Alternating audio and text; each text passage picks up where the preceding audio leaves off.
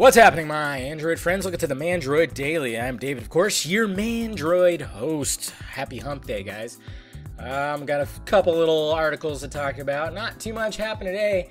Seems like Android news has been a little slower lately than usual, but it's okay. It's quite all right. We still talk about it. So let's talk about some Android. Hey!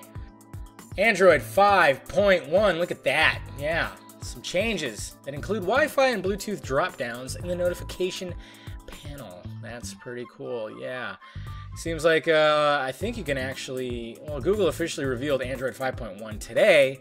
Somewhat, the upgrade to Lollipop has been introduced alongside a launch of the Android One devices in Indonesia. So we got a little taste of what's going on, and I think there's actually a download out there somewhere. You can actually get it on certain devices, on Nexus devices, of course. And yeah, as for them polishing up Lollipop, I'm glad they are, because I mean, I love it. I absolutely love it, but I'm still on KitKat, honestly. It's I went back to KitKat on my Nexus 5 just because I was doing reviews on stuff, and I just hadn't changed over because I noticed battery life wasn't as great as it is with KitKat. Like with KitKat, it was like 16-hour battery life. With Lollipop, I would get probably about 10, which is still good, 10, 11. But I don't know. I think I'm kind of waiting for. I think I'm gonna put Android 5.1 on my Nexus 5 as soon as it's made available, which I think it probably already is. So if you've tried it out or if you've seen it, tested it out, let me know what you think about it down below in the balls area. And the Samsung Galaxy Note Edge, that little gimmicky phone that was showing that curved display, well, it actually sold 630,000 devices. That is bigger than what Samsung expected. And we know that that little tease is the Samsung Unpacked event that's supposed to happen in March. They tease a little curvedness, something with curves is going to be showing up. So it might be a Galaxy S Edge. And we might see a little more curvaceous devices here. So hopefully, you know, I actually like this look. I like that little side lip that just goes down and you can see notifications and access thing.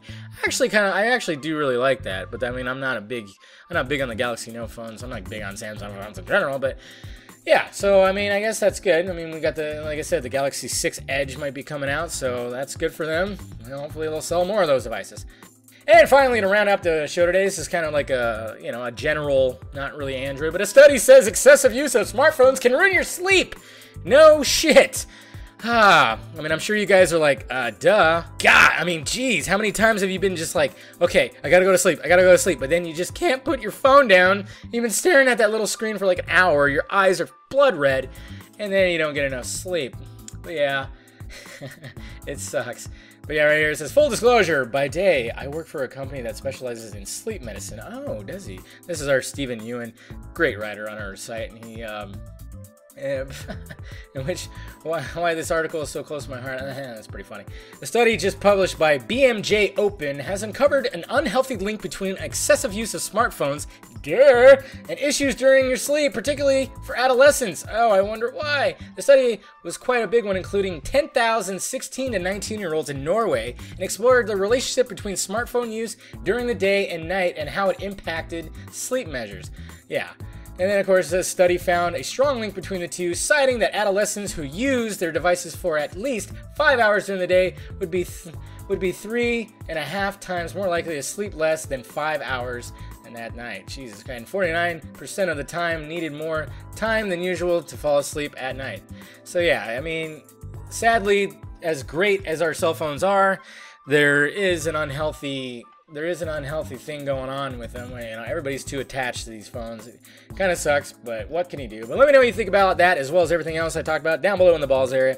All the articles, of course, are down in the description. Hit that like, thumbs up button if you'd be so kind. Subscribe to the AndroidSPIN channel if you have not already, and visit AndroidSPIN.com for your latest in Android news. Well, alright guys, I am David, the Mandroid, and this has been the Mandroid Daily. Talk to you later.